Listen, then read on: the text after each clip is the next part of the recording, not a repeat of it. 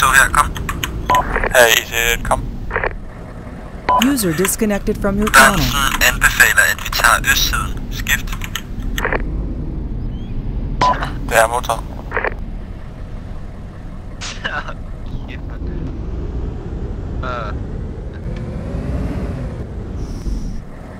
Du skal ikke køre næste gang. Shit. Det er samme som i går. Drøner os ind i. Nå ja. Men han kan ikke stoppe her, det kan han ikke. User joined your channel. Den havde altså ikke gået, hvis det havde været under køreundervisning, det der. Ja, han stopper altså også lige midt i. Du må slet ikke stoppe så tæt på et sving, mand. Nej. Eller en bakke for den sags skyld. Den der kan altså ikke helt. Kallas, kan du høre på her? Det kan han ikke. Den her range kan han ikke gøre det, og især ikke en bil. Nej, du skal tænke på motoren larmer. Jeg skulle larme satan. Tænk nu, kom! Oh my god. Oh my god. Husk nu bare at holde afstand, det kan ikke være så svært. Good. Og lad være med at give den fuld gas, når jeg ligger og kører rundt. Det er ikke Grand Theft Auto, det her. Så skal jeg følge med efter.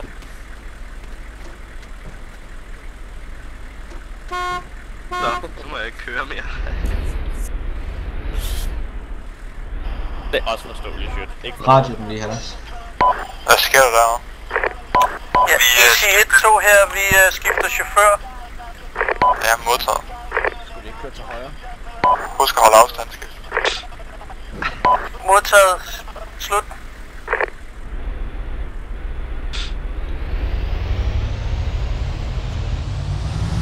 Nå. Det er bare, ja. Godt nok, husk at holde øje med nogle idéer. Han har ikke springet i luften i dag. Og du råber bare højt, hvis du mistænker på et eller andet. Gider ikke det.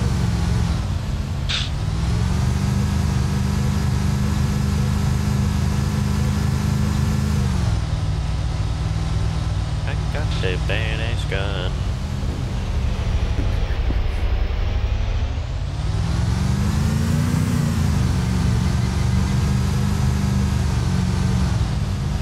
Hvad er det, jeg kan lugte, Skårup? Sidder du nu og fyrer din fed igen? Undskyld, det er ikke mig. Min læge siger det sundt for mig, ikke også, Storm? Ja. Bare har du migræne eller sådan noget? Bare bliv mere gas på jer, Hvad har jeg gjort? Det ved jeg ikke. Der er jo nogen, der bliver nødt til at blive gasset, ja. Man kan alles ikke finde ud af, hvad der er øst og vest. Nej. Så tager vi bare østsiden hjem. Køb direkte. Okay. Det bliver sjovt, det her. Hvad nu hvis det er der, jeg har lagt alle idéerne? Oh my god. Og det værste, du sidder bare bagved og smiler, yes, jamen det kommer ikke kørende over den. Kaboom! Det er det samme med det, hvor shit bare drølle direkte ind i min idé. Nå, var der en bil? Jeg så den sgu da ikke, man. Var der helt meget?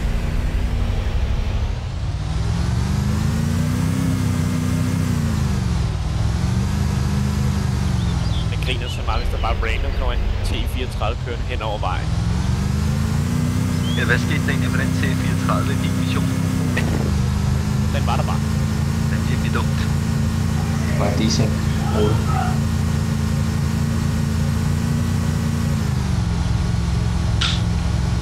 Men shit, jeg ved ikke hvorfor vel, men Halles kan åbenbart ikke spille med min mission. Altså natmission, den havde. Det kunne jeg jo heller ikke. Nej. Du har sådan en mærkelig CV. Ja, jeg har ikke en weirdo. Men ja.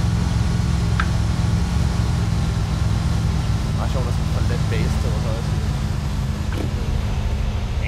Den er fuld af liv. Ja. Dyreliv altså. Ja.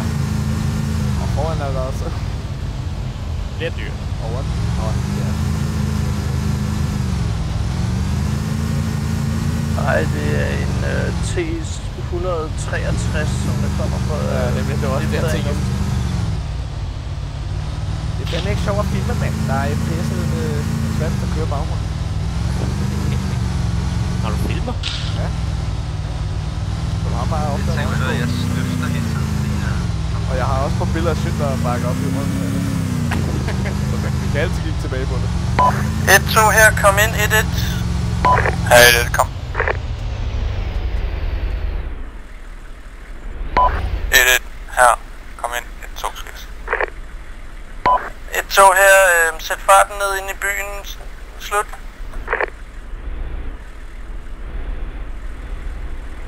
Nu skal du være på.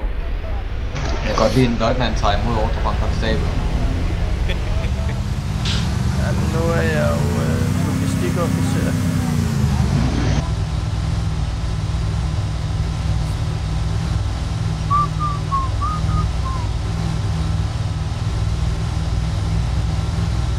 Jeg også ikke, jeg tænker, vi får det fra begge vinkler, hvor Sjøtte rammer ind i Hallas.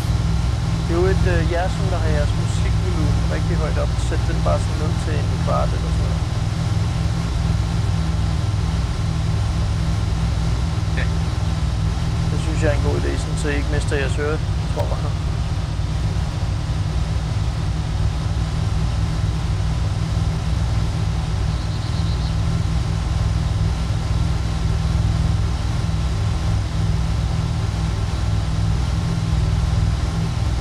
Så er vi her snart.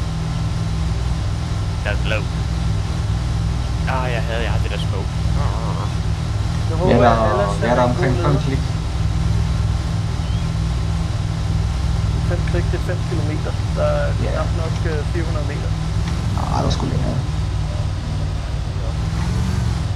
Nu håber jeg, at han er en god leder og stopper inden vi kommer hen, og så går han over markerne. Du kører bare ikke i compound, som der er potentielt farligt.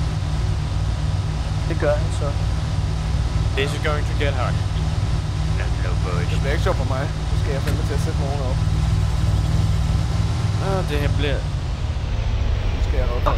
Jeg tror ikke engang, han ved det her. That music. I like it. Jeg ved ikke, om I så dem, der hang ude foran. Ja. Godt nok bliver i bil.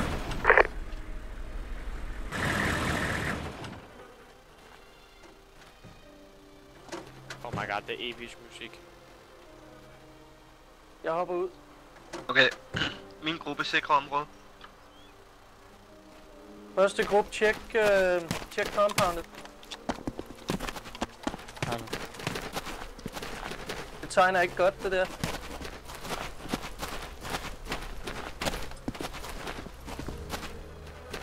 One hand. Kommer tilbage igen. Okay, prøv at gunner. Du Ja. tager op ad vejen. Drengen, jeg har fundet lærerne. God. Hvad siger du? Modtaget, hvad er statusskift?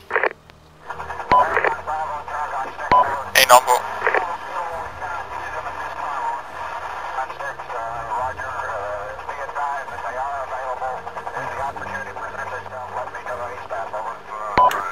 Til alle enheder. Sydvest er blindt spot for os. Anmod om tilladelse til at køre bil nummer 2 derned for at dække den vej. Skift. Gentag, hvad vej skift? Til vores sydvest er der et blindt spot på grund af skolen. Anmod om tilladelse til at køre den anden bil ned der for at dække. Skift. Det er modtaget. Han er ikke for mand med at skifte.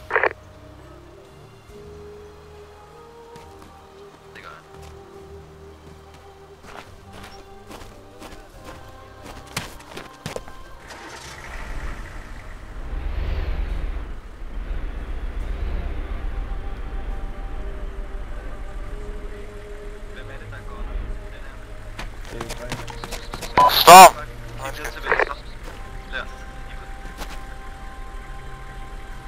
Sanitet ind her, skift. Det er det ikke. Det kan godt være, at vi skulle sende en sentry op på bygningerne og begynde at patruljere området. Tjek. Op på bygningen, hvor du var før. Ja, her. Hvad siger du til det her? Det kommer i hvert fald ikke til at stå op igen.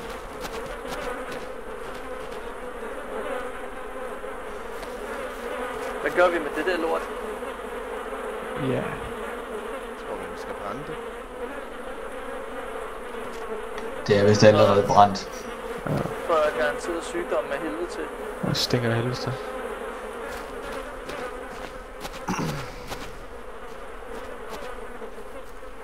Vi skal også have skåret... Til de enheder, der er inde i compounden, hvad er statusen på skolepigerne? Skift. 1-2 her er 1-1. Vi har en masse kravskift. Vi skal også have skåret lærerne ned herovre. Det er modtaget. Har I taget nogle billeder? Er det ikke lige en god idé lige at tage nogle billeder af det her fine lille crime scene?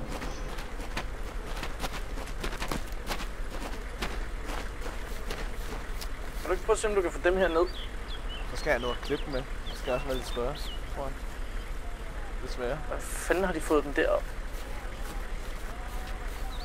Der er den Hallas. Er det kun lærerne, det der? Det er skolepigerne.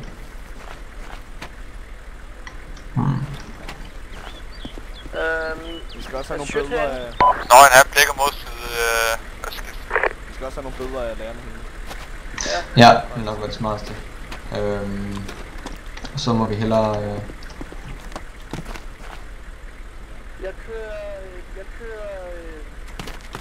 det her, det er... Vansen, jeg kører lige... hvad hedder det? 1-2 op længere østpå. Eller vestpå hedder det. Shit. Jeg kører 1-2 her længere vestpå, så vi kan dække den vagt her. Jeg synes, vi bliver rimelig dårligt. Ja, det er vist det, det tvivl her, ikke?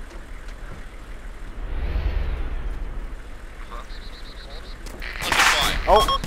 Under fire. Føling! Ned. Under fire. Enemy fire. Hvorfra? Alle enheder, vi bliver beskudt fra sydvest. Fri 1. Fire. Enemy fire. Jeg kører 5 minutter kommer.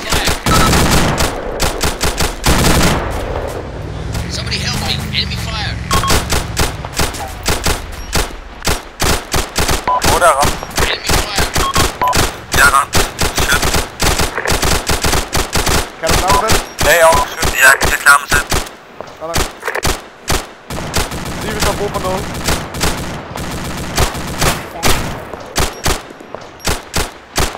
Har I øjne på det? Ja. Har I øjne på det, der skyder mod ham? Ja, der er 2 nede. Der kan se 2 daner, de ruller op ad mod.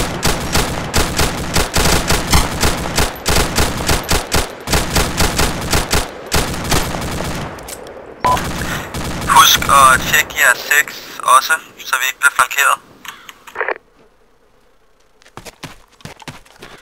Er du ved rende benet, sødt? Ja, jeg tror, jeg brækker bilen eller sådan noget. Fuck, bagfra. Kom med dækken, ben. Nord! Føling nord! Fire. Fire. Enemy fire. Skåb! Væk fra staten. Sødt, bare kom bagud, jeg har dig. Enemy fire. Fuck it. Fejl. Kom. Ja, så er det Skåb down. Det er helt oppe i byen her også. Ja, den er en landsby der er derovre. Prøv lige at passe på, Hals. Vi har en down. Skåber ned.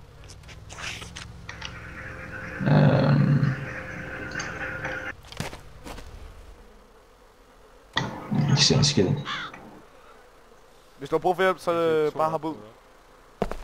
Ja, prøv lige så Ja, Stop, få den bil op. Han er død. Skubber død. Helt død. Sødt, få den bil længere op ad vejen. Der er en, der ligger jeg er under såret. bilen lige nu. Der er en, der ligger under vores bil. Åh. Skåb er død. Han er her. Kan du ordne mig, Skov? Ja, bare kravl herom bagved. Muren her. Så læg lige stille herovre. Læg lige stille. Vi skal lige have styr på, hvem der er ramt. Skubber ned, og Sødt er sårskift. Jeg giver med fast ikke nu. Ja, jeg kan have mig igennem morfin. Jeg har patchet mig selv op, det er så det skal være first aid, så jeg kan gå igen. Så du kan gå igen, ja. Så burde du kunne gå. Prøv at stille op. Kom herover. Ja, Ja. Er du også ramt? Måske skal vi være midt ud derinde. Er du ramt i benet? Nej. Det ved jeg ikke, jeg vil bare... Ja, du Træk ham ind i dækket, i stedet for at gå og... Nej, kom lige, kom her. Vi skal have op i gunneren på bilen. Der er stadig ikke nogen over i bilen derovre foran. Kom her, det er sigtet der. Ja, det er pænt. Det er lidt der. Okay, du har bare brug for morfin.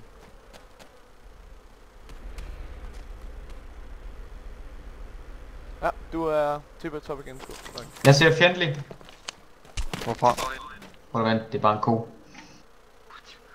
Det ligner lige en dude, der kravler rundt deroppe. Er der nogen, der skal tage Scopes MG? Ja, han ligner lige en, der kravler rundt, du ved, sådan på maven. Grever Berntsen her, vi har jeres sydvest. Ja, modtager. Skal jeg lede en mindre gruppe op og scoute på fods, eller til fods skib? Hvorhen vil du tage den patruljeskib? Mod nord, hvor den sidste fjendtlige kontakt var. Ja, men tag 1-2 spil og kør op der, skift. Jeg vil sige, hvis du skal patruljere nogen deroppe, så burde du have bilen foran dig, så bruge bilen som dække, og så køre stille og roligt i første gear, og så gå bagved den. Så snart der bliver skudt, så læg jer ned. Og så skal gunner bare fyre nogle skud af hen mod følingen. Vi har ikke nogen. Og så bare komme med en bæring med det samme, i stedet for bare at råbe skud et eller andet sted. Jamen, det er scope, han er. Nå, Nøgen, han er sgu fandme også. Ja, men så når jeg sådan lige hører skud et eller andet sted, så bare lad være med at råbe skud et eller andet sted. Så find bæringen på det, sig det, lad være med at gå i panik og råbe og skrige, for det hjælper ikke en skid, det dør vi bare af. Find en bæring, gå i dækning, find ud af hvor vi bliver skudt fra. Det er det eneste vi kan. Det er dumt at bare rende ud og ikke vide hvor fanden vi bliver skudt henne.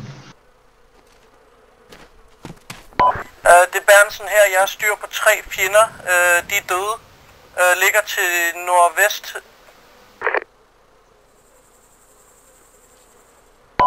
Undskyld, det er nord-syd.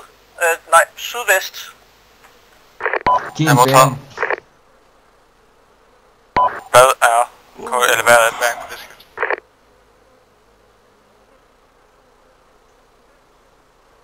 Tryk på kompasset, kig på tallene. Hey Pedersen, nu tæl lige en slapper, jeg er udmærket godt klar over det. Okay. 230 grader.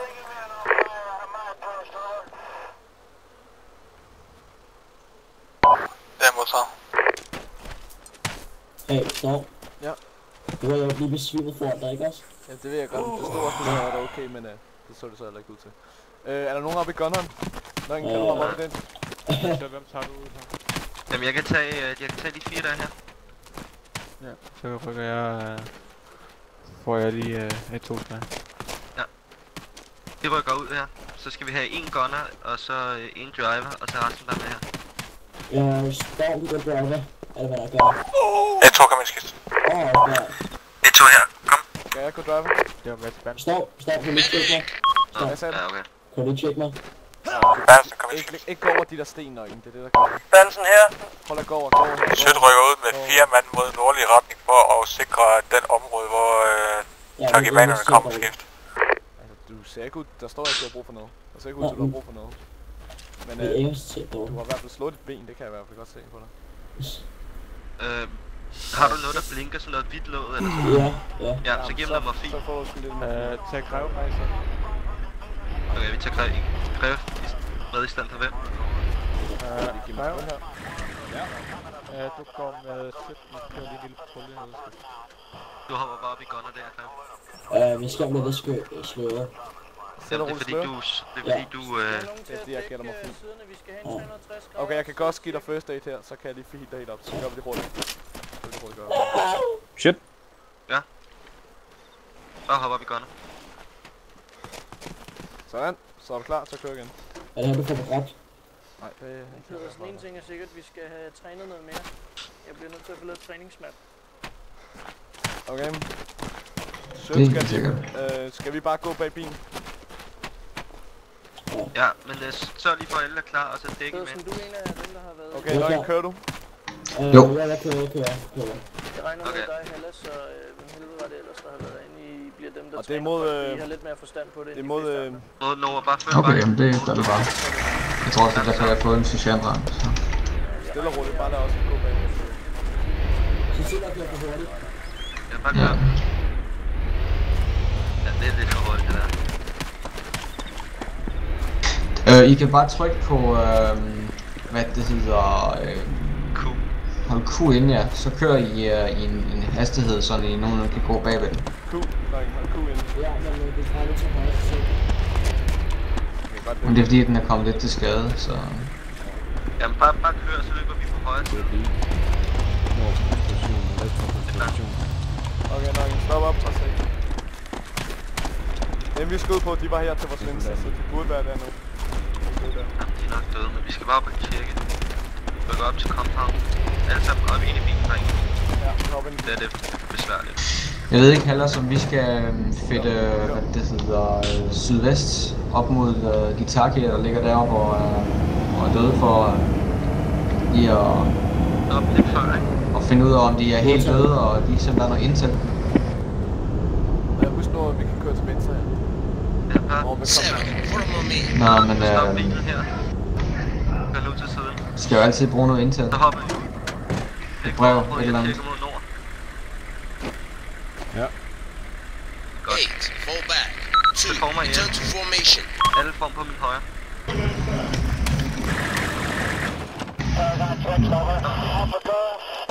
Der må gerne være lidt Du dækker os, okay? Ja, den er med på. Den patrulje, der kørte mod nord, vi rykker ind i compound nu til fods. Det er modtaget.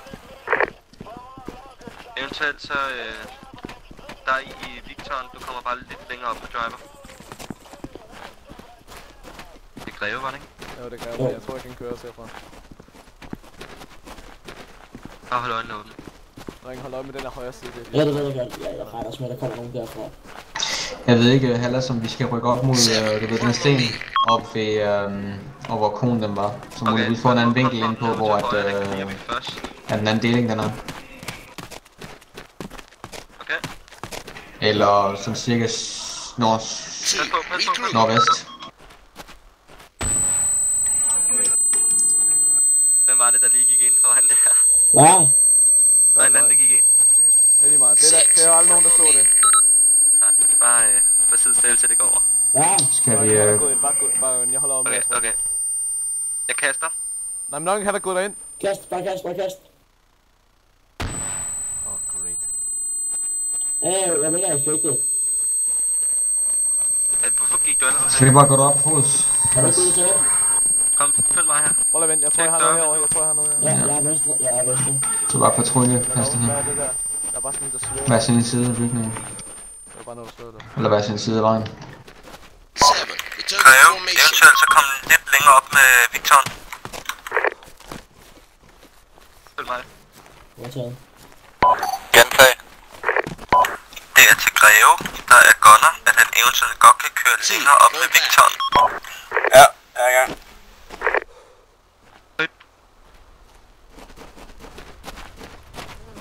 Ind i byen, eller ud til her side? Ud til højre. Dæk op for mig her. Hold op med at være tryg. Ja, du kigger front. Ja, lige præcis. Ja, folk skal bare have vide, hvilken position de har, så de ikke sådan skifter hele tiden, så de ved 100% hvad de skal gøre i situationer. Kom, bare ryk ind. Vi kigger dør. Yes. Jeg tjekker compound på. Eller går ind til vinduet. Ja, der er med vinduet. Så skal man også være rimelig selvtænkende. 7, fall back. Jeg er der bagved. Og så skal man altid scanne. Altid. Vi rykker videre. Jeg vil du lige tjekke. 2, fall back. Jeg tjekker huset herinde. Det kan man så ikke komme ind i her. 6, follow me. Jeg har 2 frags klar på stedet. Tjekker Jeg tager lige bag dig. Altså, det er dumt at forhaste ting. Det har jeg lagt mærke til mange, der spiller arme, de forhaster ting. De skal altid løbe ind i ting og sådan noget. I stedet for bare at tage dem med ro. Gå stille og roligt i hvad det hedder, i det tempo vi går nu, patruljeringstempo, og så bare sweep. Altså normalvis så vil en deling jo bare sweep, altså de vil bare hoppe af et andet sted og så bare gå over marker og over alt muligt i patruljeringshastighed i kolonnen. Sådan en springkolonne, så vil de bare gå hele vejen. Det kan godt være, at de går en hel dag uden at de ser en skid, men ja, sådan er det jo. Nå jamen, hvis det er et kæmpe match, hvor der er takis over det hele, hvor der ikke er direkte missioner, hvor der bare er taki overalt, jamen så ved man jo ikke, hvornår man møder en. Der er clear herovre i den her compound, jeg har tjekket. Ja. For det er der jo på diverse forskellige maps og sådan noget. Online. Tilbage til bilen. Skal jeg komme over? Ja. Insurgency og sådan noget. Ja. Herovre. Ja, vi clear den her compound nu. Hold øje med ryg. Ja, det flyver automatisk. Du kunne bare hente et standard insurgency, som vi kan bruge. Ryg. Dør højre, dør lige ud. Dør venstre. Jeg går med chef. Ja, okay. Jeg dækker dør og indgang. Okay, jeg har det. Ja, men problemet er bare, hvis der er en storyline, så ved vi egentlig, hvad der skal ske, og det er det, der er lidt nederen. Vi skal ikke vide, hvad der skal ske. Her er også klar. Hvad så? Ja, vi rykker videre. Ja, men vi ved jo også godt, at når du så snart du siger, at vi skal af her, vi skal hen mod den bygning. Bil! Greve? Radio over, der kommer en bil ned mod dem. Det er en der kan muligvis være en bil på vej ned mod skolen. Vi har den. Jeg rykker op mod. Det er positivt. Der er en civil person i en hvid. Dakker. Greve, ryk tilbage og så dæk den med byen, eller mens de approacher der. Jeg kan se på dem lige nu. Det er modtaget. Vi sikrer bare byen herovre, den er sikker. Skal vi tilbage til bilen? Jeg er nok bagved. Jeg er frem. Ja. Du, hvis I dækker 360. Jeg har ellers nu nødt til at være ham, der ligger håndjern, fordi jeg har ikke fået fikset min echo-knap endnu. Ja, du har nok. Så jeg rykker bare væk, og så dækker det. Sådan der. Måske skal vi lægge ham væk fra vejen. Jeg troede rent faktisk, det var en kvinde.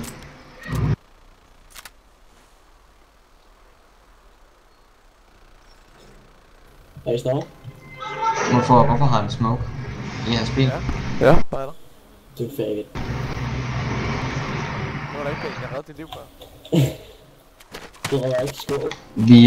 Vi burde tage den her bil med tilbage, som... vi burde få den... Tjek den først for explosives. Ja, det er sjovt, det er som... Under bilen. Den gruppe, der gik nordpå, vi har nu clearet compounden, og den er helt fri. Ja, jeg ved ikke om vi skal tage den der vehicle med tilbage til campen, og så... Fik vi tjekket her? Ja, det går jeg. Jeg tjekker ind igennem. Få den gennemtjekket. Skal jeg køre op til Airshot? Ja, det må så. Jeg bliver tørret for at skubbe en døde første mission på første kontakt. Jeg håber, måske skulle bare lige fælde væk på vejen med. Han blev headshot ind. Okay, bilen er her. Ja, hand op.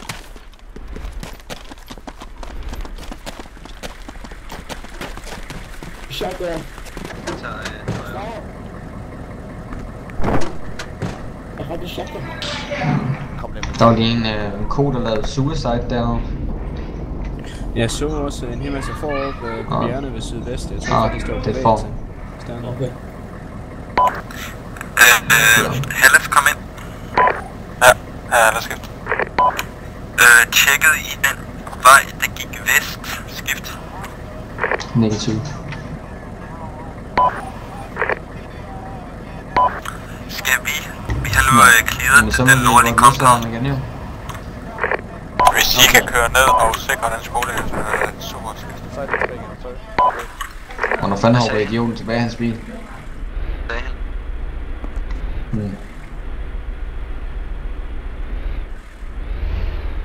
Gentag.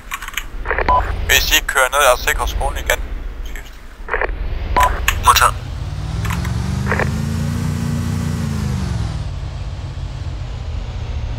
Der er et køretøj derovre, skift.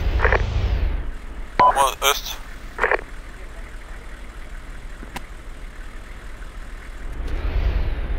Jeg har øjne på det. Sødt, der er et køretøj mod øst. Kør over til det, skift. Jeg kører over og stop det. Kan I se det? Ja, til øst. East. Du se midt over ja. Er det den deroppe på vejen? Nej, det er vest. Vest er jo mod øst. Vi kører noget mod vest, skift. Rute kompas, fanden. Jeg ved ikke, om jeg skal sende advarselsskud derover for at stoppe den. 120. Jeg kan se 120. Ja. Det er politiet, det Vi der. får bare speederen på. Det kan vi godt lide. Det er overhovedet ikke set. Det er... Ja. Det er en kranbil der. Jeg kan høre Sjøt, han snakker. Og han tror, det er en kranbil. Ikke det jeg sagde. Du tror, det er en kranbil. Jeg sagde det, jeg tror det er en kran, eller så er det politibil. Et eller andet servicekøretøj i hvert fald.